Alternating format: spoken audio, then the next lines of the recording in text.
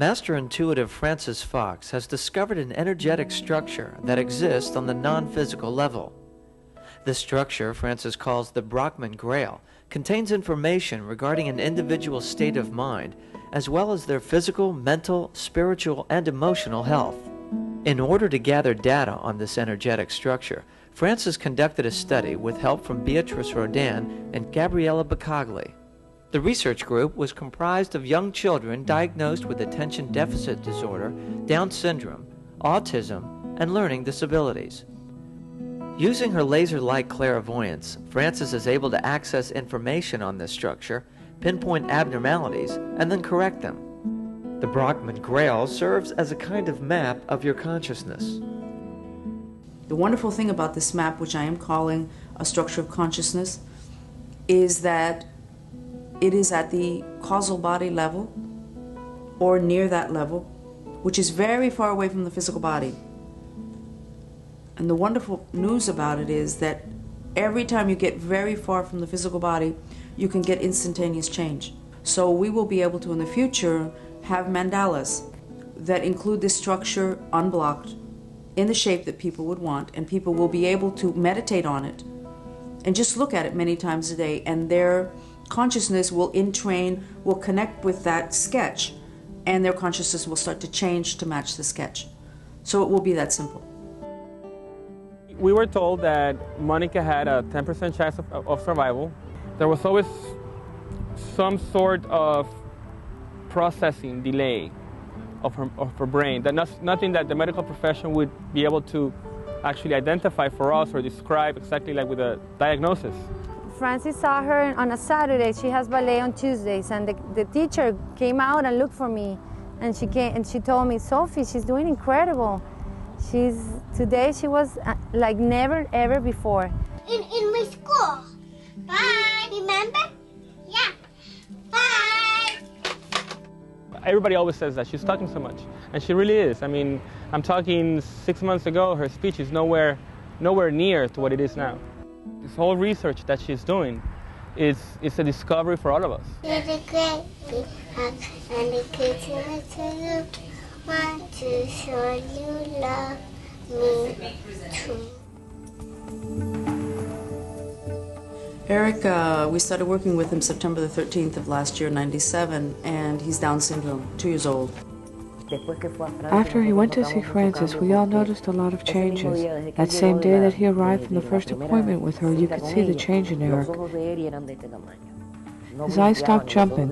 His eyes used to jump all over the place. Now his eyes don't jump. He had an expression like he was seeing a lot, like someone had cleaned his glasses. He's learning much faster.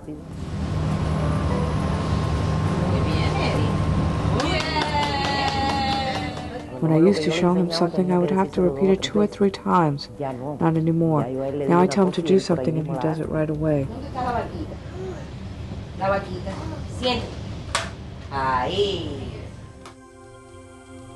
Almost 5 years ago, Camila was born in May.